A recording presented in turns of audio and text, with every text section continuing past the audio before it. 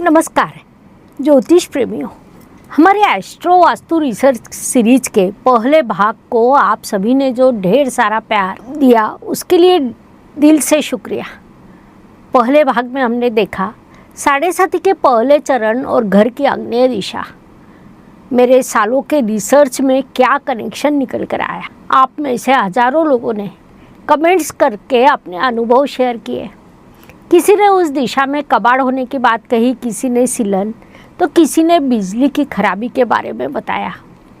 आपके ये फीडबैक्स मेरे रिसर्च के लिए बड़े कीमती है। आज हम इस सीरीज के एक और ज़रूरी मोड़ पर आ पहुँचे, यानी साढ़े साथी का दूसरा चरण, सेकंड फेज ऑफ साढ़े साथी। इस फेज में जो दिशा बार बार मेरे सामने आई वो है पूर्व दिशा, अर्थात ईस्ट डायरेक्शन। मेरी हमेशा एक कोशिश रहती है ज्ञान से आपके अंदर आत्मविश्वास जगाना, डर नहीं पैदा करना। हो सकता है आज का ये वीडियो आपके घर के छोटे से कोने की तरफ आपका ध्यान खींचे और उसी छोटे से बदलाव से आपकी ज़िंदगी में बड़ी पॉजिटिविटी की शुरुआत हो जाए। इस वीडियो को आखिर तक ज़रूर देखिएगा, क्योंकि लास्ट में मैं आपको पूर्व दिशा से जुड़े 12 ऐसे आसान उपाय बताऊंगी जिनमें कोई तोड़फोड़ करने की ज़रूरत नहीं।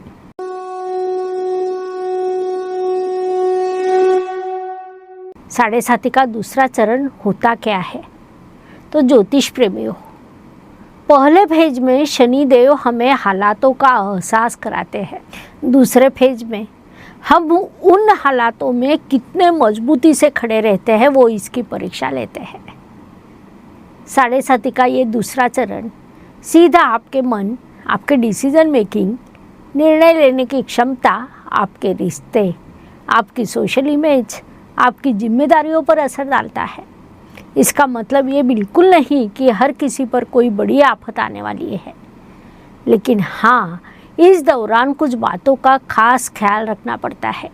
जैसे कुछ लोगों का मेंटल स्ट्रेस बढ़ सकता है, सही फैसले लेने में दिक्कत आ सकती है, नौकरी या बिजनेस में वर्कलोड और जिम्मेदारियां बढ़ सकती है, या फिर से परिवार में आपसी तालमेल और बातचीत में कुछ गलतफहमियां हो सकती है।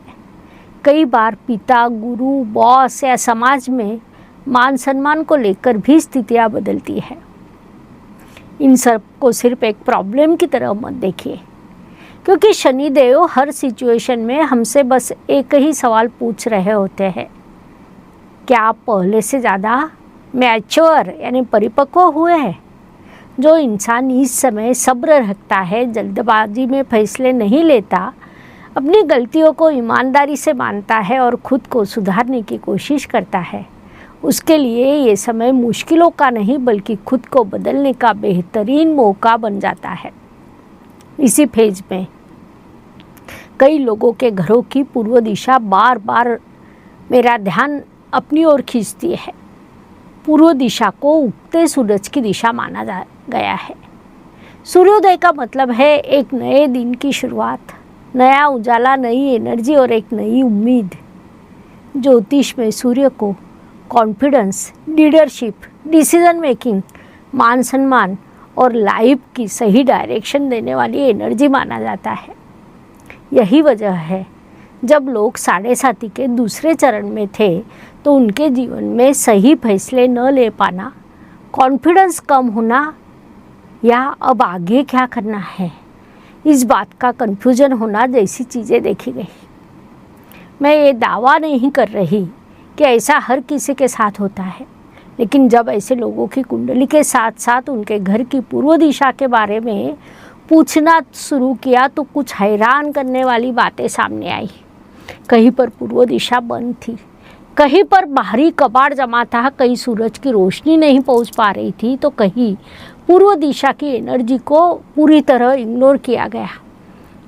चलिए आपको रियल 3 केस स्टडी बताती हूँ जिन्होंने मुझे नया नज़रिया दिया। पहली केस स्टडी, कुछ महीने पहले एक युवा लड़के का ऑनलाइन कंसल्टेशन के लिए फ़ोन आया। वो बड़ी कंपनी में जॉब करता था, क्वालिफिकेशन अच्छी थी, मेहनत भी पूरी करता था, लेकिन पिछले 2-3 साल से उसके साथ एक चीज़ बार बार हो रही थी इंटरव्यू अच्छे जाते, बॉस भी तारीफ करते, प्रमोशन की पूरी उम्मीद होती, पर ऐन मौके पर बात बिगड़ जाती। उनका कॉन्फिडेंस पूरी तरह डगमगा चुका था। मैंने उसकी कुंडली देखी। 7:30 का दूसरा फेज चल रहा था। मैंने उससे बस एक सवाल पूछा, क्या तुम्हारे घर की पूर्व दिशा में कोई रुकावट है या वो हिस्सा बंद रहता है? वो थोड़ी देर चुप रहा, फिर बोला, मैम हमारे घर की पूर्व दिशा तो पूरी तरह स्टोर रूम बन चुकी है, वहाँ की खिड़की भी महीनों से नहीं खुली। मैंने उसे तोड़फोड़ करने नहीं कहा, उस जगह को साफ करो, सुबह की धूप घर के अंदर आने दो और कुंडली के हिसाब से कुछ छोटे उपाय शुरू करो। कुछ ही महीनों बाद उसका मैसेज आया, मैम ज़िंदगी एक दिन में तो नहीं बदली, लेकिन मेरा कॉन्फिडेंस वापस आ गया और इस बार मुझे मेरा हक यानी प्रमोशन मिल गया। ज्योतिष प्रेमियों, उपाय कोई जादू नहीं, ये सही दिशा में उठाया गया एक पॉजिटिव कदम होता है। दूसरी केस स्टडी। एक सज्जन मेरे सामने बैठकर मुझसे सलाह ले रहे थे। उनकी समस्या पैसा नहीं बल्कि अपने काम की कद्र नहीं मिल रही थी। बॉस के साथ गलत फहमियाँ बढ़ रही थी, पिता से मतभेद हो रहे थे, दिमागी तौर पे वे थक चुके थे। 7:30 का दूसरा चरण शुरू था। मैंने पूछा, क्या घर की पूर्व दिशा में कोई बड़ा पेड़, ऊंची दीवार या अंधेरा है? उन्होंने कहा, हाँ मैम, घर के पूर्व की तरफ एक ऊंची टीन शेड है, वहाँ कबाड़ है, सुबह की धूप अंदर नहीं आती। मैंने उन्हें सिर्फ सफाई रखने और रोशनी का इंतज़ाम करने को कहा। कुछ महीनों बाद उन्होंने खुद फ़ोन करके बताया, प्रॉब्लम पूरी तरह ख़त्म नहीं हुई मैम, लेकिन सोच और फैसलों में क्लैरिटी आई है। बॉस के साथ रिश्ते सुधर रहे हैं। तीसरी केस स्टडी। एक लड़की का ऑनलाइन कंसल्टेशन चल रहा था। बस एक शिकायत, मैम मुझे कुछ समझ नहीं आ रहा, लाइफ किस तरह आगे बढ़ूँ, जॉब बदलूँ, हायर स्टडीज़ के लिए जाऊँ या विदेश जाऊँ, दिमाग में कन्फ्यूजन है। वो किसी एक फैसले पर टिक नहीं पा रही थी। कुंडली में वही 7:30 का दूसरा पेज। मैंने पूछा, क्या पूर्व दिशा की खिड़की पर हमेशा बाहरी पर्दा है या बंद है? उसने कहा, हाँ मैम, हम उस तरफ की खिड़कियाँ खोलते नहीं। मैंने उसे भी सिंपल बदलाव बताए हैं। पूर्व दिशा साफ रखो, सुबह की रोशनी आने दो। करीब 4 महीने बाद उसका मैसेज आया, मैम हालात अभी भी चैलेंजिंग है, लेकिन अब मेरा मन शांत है, सही फैसला लेने की हिम्मत आ गई। ये उपाय पर्सनल कुंडली का विकल्प नहीं होते, लेकिन अगर आपकी 7:30 का दूसरा चरण चल रहा है, लाइफ में कॉन्फिडेंस या सही फैसलों की कमी है, तो ये 12 उपाय जरूर आजमाएं। पहला, पूर्व दिशा को साफ रखें। सबसे ज़्यादा कबाड़ इसी दिशा में मिलता है। पुरानी चीज़ें, टूटे डब्बे तुरंत हटाएं। जहाँ से रोशनी आनी चाहिए वहाँ रुकावट मत रखिए। सुबह की धूप अंदर आने दें। पूर्व दिशा उगते सूर्य की है। सुबह की नेचुरल रोशनी को घर में आने का रास्ता दीजिए। अब आपके मन को भी ये पॉजिटिव करेगी। इस दिशा को हल्का रखें। सिर्फ सफाई काफ़ी नहीं, इस हिस्से को जितना हो सके खाली, हल्का और खुला रखें ताकि एनर्जी का फ्लो बना रहे। टूटी चीज़ें बाहर निकालें। टूटा हुआ फर्नीचर, बंद घड़ियाँ, खराब सामान महीनों तक घर में जमा न रखें। जो काम का नहीं उसे विदा कीजिए। खिड़कियाँ साफ और खुली रखें। कई घरों में पूर्व की खिड़कियाँ हमेशा बंद और धूल से भरी होती है, उन्हें साफ करें। सुबह के वक्त जरूर खोलें। रोज सुबह सूर्यदेव को अर्घ्य दें। गायत्री मंत्र या आदित्य उदय स्तोत्र का पाठ करें, इससे मन स्थिर होता है। पूर्व दिशा की दीवारों पर सफ़ेद, हल्का पीला, गोल्डन या क्रीम कलर का इस्तेमाल करें। डार्क कलर से बचें। पॉजिटिव तस्वीरें लगाएं। उगते हुए सूरज या किसी खूबसूरत शांत कुदरती नज़ारे की तस्वीर इस दिशा में लगाई जा सकती है। हफ्ते में एक दिन स्पेशल सफाई करें। 7:30 का दूसरा चरण मन की परीक्षा लेता है, इसलिए रोज़ कुछ मिनट शांत बैठकर मेडिटेशन या प्राणायाम जरूर करें। अहंकार छोड़े, विनम्र बने। कभी कभी समस्या हालात में नहीं, हमारे रिएक्शन में होती है। अपने पिता, गुरु और बड़ों का सम्मान करें। विनम्रता आधे तनाव को ऐसे ही खत्म कर देती है। सूर्य हमें कॉन्फिडेंस देता है, शनि हमें विनम्रता सिखाता है। सूर्य लीडरशिप है तो शनि जिम्मेदारी।